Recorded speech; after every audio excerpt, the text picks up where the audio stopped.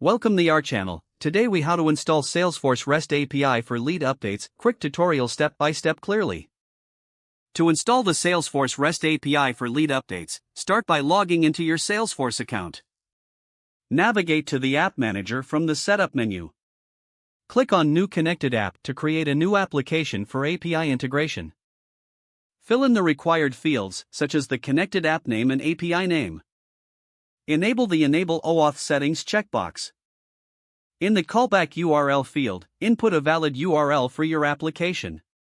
Select the OAuth scopes required for your application.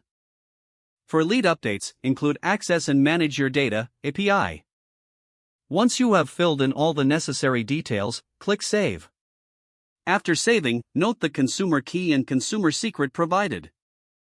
Next, navigate to the Salesforce REST API documentation for guidance. Authorize your app using the consumer key and consumer secret.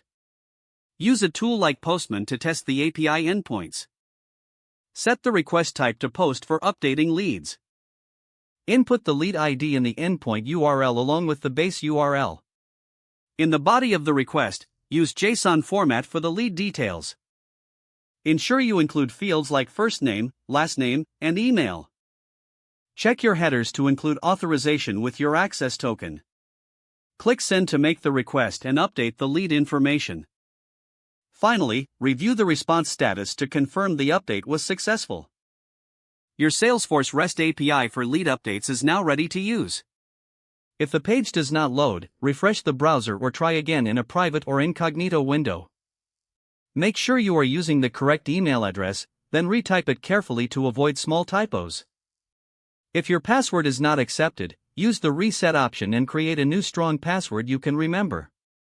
Check your spam folder for verification or security emails, then complete any requested confirmation steps.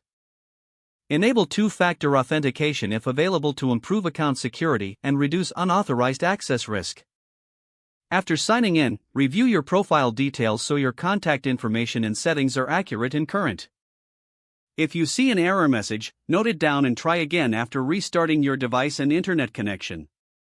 Don't forget to like this video and subscribe to our channel for more step-by-step tech guides.